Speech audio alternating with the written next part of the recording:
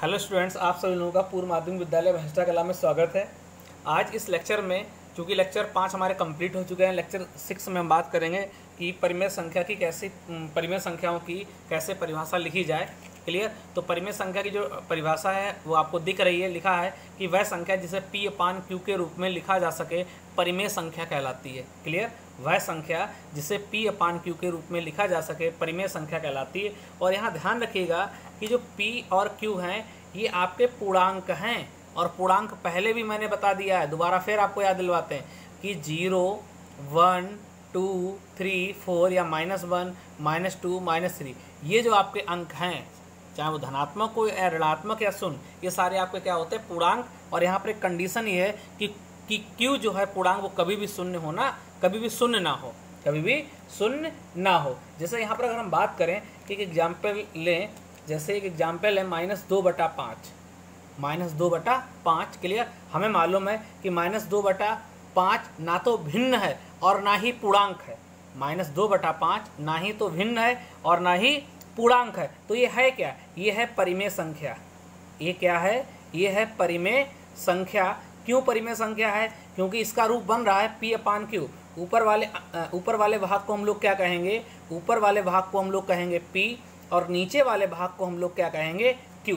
तो किसी भी अगर कोई भी संख्या P/Q का रूप रखती है तो वह परिमेय संख्या कहलाएगी। ओके।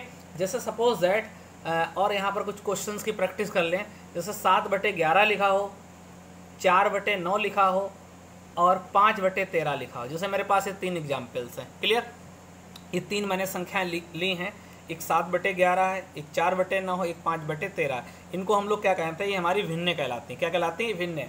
अब आपसे कहा जाएगा कि प्रत्येक को P/Q से तुलना कीजिए। प्रत्येक को क्या करना है? प्रत्येक को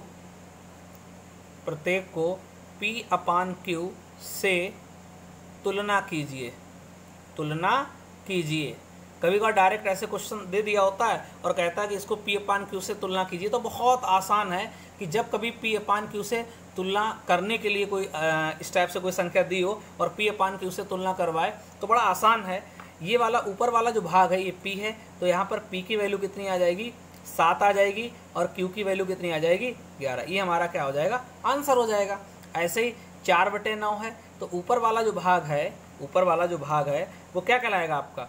ऊपर वाला भाग आपका P कहलाएगा। तो यहाँ पर P बराबर कितना हो जाएगा? 4, और Q बराबर कितना हो जाएगा आपका? 9। क्लियर। ऐसे ही यहाँ पर जो 5/13 है, तो यहाँ पर P की वैल्यू कितनी हो जाएगी? 5, और Q की वैल्यू कितनी हो जाएगी? 13। तो कभी भी अगर इस टाइप की कोई संख्याएं दी हुई हों और कहे कि P/Q से तुलना कीजिए, तो वहाँ पर समझ जाइए कि P और Q के मान को वो पूछ रहा होगा। ओके। क्लियर। अब हम लोग बात करते हैं कुछ और क्वेश्चंस की, या उससे पहले एक बहुत इम्पॉर्टेंट पॉइंट समझ लीजिएगा। एक इम्पॉर्टेंट पॉइंट क्या है, यहाँ पर मैं रेड पेन से लिख रहा हूँ, आप लोग भी कॉपी पे नोट कर लीजिएगा कि जितनी भी भिन्न हैं वो सभी भिन्न क्या कहलाती हैं? परिमेय संख्याएं। तो सब लोग कॉपी पे नोट कर लीजिएगा कि सभी भिन्न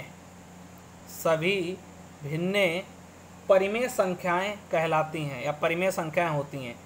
परिमेय संख्याएं होती हैं, ये ध्यान रखिएगा।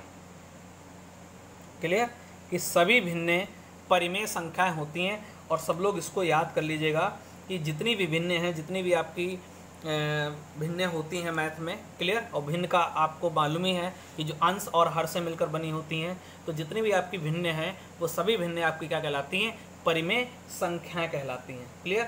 तो परिमेय संख्या का अभी तक हमने जो एक आइडिया आपको मिला है, एक जो आपने सीखा कि परिमेय संख्या क्या होती हैं, तो परिमेय संख्या का सीधा फंडा है कि जो संख्या P/Q के रूप में लिखी जाएगी या लिखी जा सकती है वह संख्या क्या कहलाएगी? परिमेय संख्या।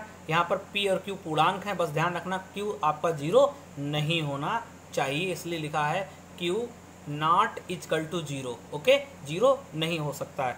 अगर 0 हो गया तो वो परिमेय संख्या नहीं आएगी। फिर वहाँ पर क्या होगा? फिर वहाँ पर तो वैल्यू जो है आपका अननोन आ जाएगी, अनंत आ जाएगी, जिसको आप लोग पढ़ते हैं। क्लियर।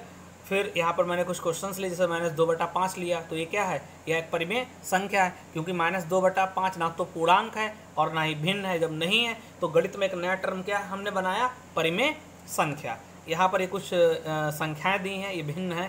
पहली भिन्न है 7/11, दूसरी भिन्न है 4/9, तीसरी भिन्न है 5/13। और ये जो भिन्न दी हैं ये क्या है, इसमें P/Q का रूप बन रहा है, क्योंकि ऊपर वाला भाग P है, नीचे वाला Q है।